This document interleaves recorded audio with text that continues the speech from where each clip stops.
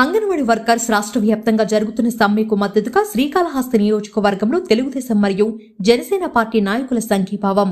అంగన్వాడీల న్యాయమైన కోర్కెలను తీర్చడంలో ప్రభుత్వం విఫలమైందని సిఐటియు యూనియన్ నాయకులు డిమాండ్. అంగన్వాడీ కేంద్రాలకు అభ్యర్థుల సమక్షంలో పంచనామా చేసి ఓపెన్ చేయవలసిన కేంద్రాలను అంగన్వాడీ వర్కర్స్ లేకుండా సచివాలయ సిబ్బందితో తాళాలు పగలగొట్టడం ప్రభుత్వ దౌర్జన్యకాండకు నిదర్శనమని యూనియన్ నాయకులు పెనగడం గురవయ్య అన్నారు.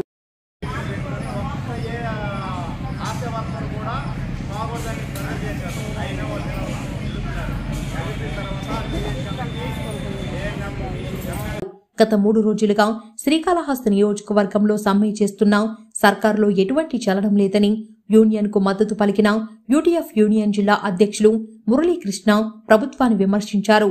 తెలుగుదేశం పార్టీ బొజ్జల వెంకట సుధీర్ రెడ్డి సతీమణి రిషితారెడ్డి మరియు బృందమ్మ సమ్మెకు మద్దతు పలుకుతూ 2024లో మా పార్టీ అధికారంలోకి వస్తే అంగన్వాడీల న్యాయమైన కోర్కెలను తీర్చే విధంగా అన్ని చర్యలు తీసుకుంటానని చంద్రబాబు నాయుడు నిన్న ఒక సందర్భంలో హామీ ఇచ్చిన విషయం గుర్తు చేసిన రిషితారెడ్డి, మీరు ఇక్కడ కూర్చోంటే బెదిరిస్తూ సచివాలయం వాళ్ళని వచ్చి తాళాలు పగలగొట్టి వాళ్ళ వర్క్ చేసుకోమని, మీ వర్క్ వాళ్ళని చేసుకోమని చెప్తున్నారు.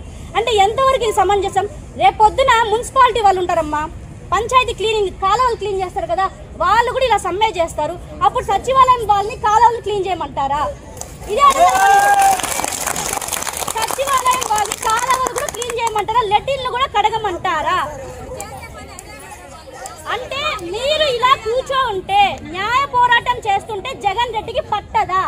జనం కోసం జగన్, నేను ఉన్నాను విన్నాను, తలనిమిరి ముద్దులు పెట్టి ఓట్లు గుర్తించుకున్న జగన్మోహన్ రెడ్డి జనం రోడ్లపైనుంటే నీకు తెలియటం లేదా అని ఘాటుగా విమర్శలు చేసిన జనసేన పార్టీ శ్రీకాళహస్తి నియోజకవర్గ ఇన్ఛార్జ్ వినితా కోట, న్యాయమైన అంగన్వాడీ కోర్కెలను తీర్చే వరకు మా పోరాటం కొనసాగిస్తామని అంగన్వాడీల హెచ్చరిక. మహిళలకు